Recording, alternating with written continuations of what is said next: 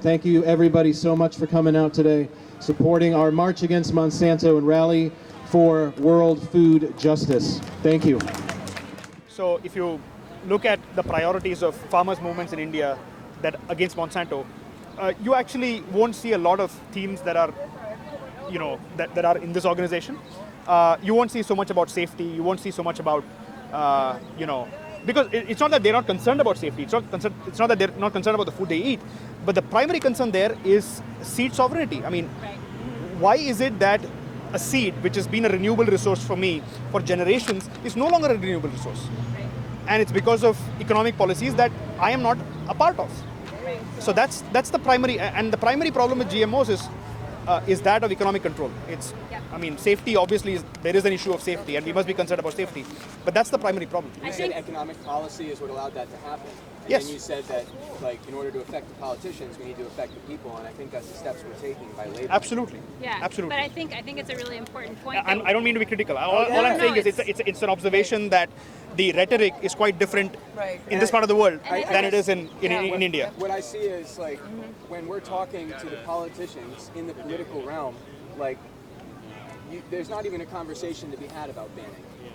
Absolutely. There isn't. Yeah. So how do we tiptoe in that direction? Yeah. And it's like a game of chess, and we have to start with labeling. Absolutely. And once that's in place, we're going to be able to pull so much more data and get so much more feedback from the population that then the next step will be a lot easier, I think. Yeah.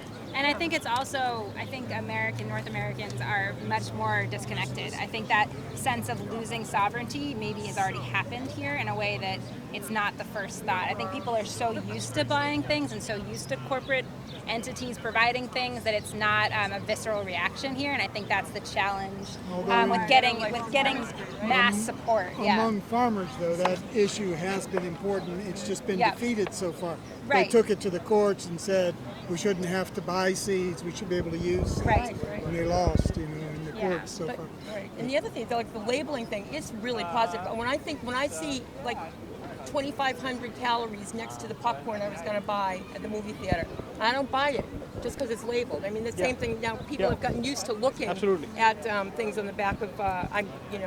It might have taken time, but it was an important first step, and then people begin to care about the nutrition that they're taking in. But information is power, and so that's like the first step.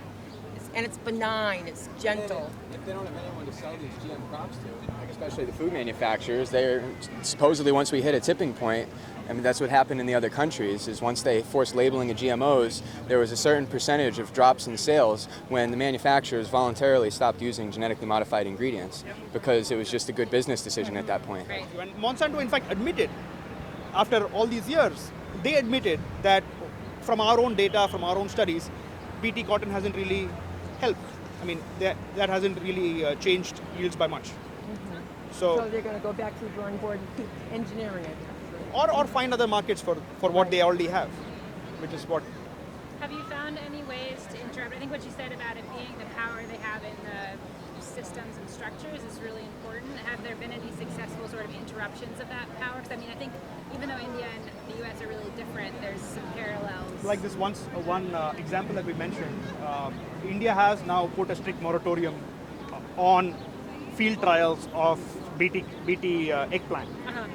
So that's been a success story. But how are they able to stop Monsanto from just Within the political realm. right, So rolling the over first thing that? is to convince politicians. How do you convince politicians? You have to organize people. Yep. And I think the common thread from all this is that you need farmers to come out and Yes, and in India, what's happening in general? That's right, because they'll kill it if they don't. But India is actually not one of the countries that's in the TPPs yet. Now that Modi, it's only a question of time. yeah. Well, I was reading that Monsanto is essentially bribing countries in South America who have said no to GMOs, and it's very attractive. Sure. And because they need the money. Absolutely, desperately need the money. It has to be implemented at the level of the people. Right. But mining is a good example. They sign these hundreds of agreements with transnational corporations, but when they have to actually go to the true site and do it, then people resist. That's where people's organizations are able to resist, and that's been You mean in there's been a terms of standoff. doing the labor and letting people actually come out to the land? Right, Like, right, that's right. direct Or just like action. putting their body on the line, direct action. That's one way, and GMO is an example of like people's organizations stopping it when it comes to them. But I think there needs to be a larger conversation about what do we do on that level, and that should happen here as well. Yeah. Even if you label GMOs today, right? So tomorrow there's going to be something else. So I mean, it's great that there's so much mobilization around the issue, but I think it'll be a pity if all that energy gets challenged into getting a label, right? So we really need to elevate the level of discourse and say, we really need to look at who's in the FDA, who are the owners, right? And not just of Monsanto, but the pharma. Now Monsanto, like agri and pharma are like best friends. They're all like in the same business, same model. I think within the movement in the United States, it's realized that getting a label is just the first step. Yeah. It's and it might be the only thing we can do like right away. And once we do that, we'll be able to do more. I think it's great. It's a good first step, but I think always making sure that we are not saying this is going to solve all the problems, right? Yeah. This is the solution, right? When you say first step, it seems to me that instead of putting the energy into labeling, it should be getting right down to the bottom line, saying we don't want to think pay. But Yeah, if we I don't see. step there, we can't make that leap. Not I with see- 90% of or however much of the population completely plugged in and having no clue what GMOs are. Yeah. Like in order to raise their awareness, we slap the label on the can. People are really afraid, from my experience, if you talk to people about like banning and getting this thing out of the food system, there's like a psychological reaction from an average American that's like, that's radical,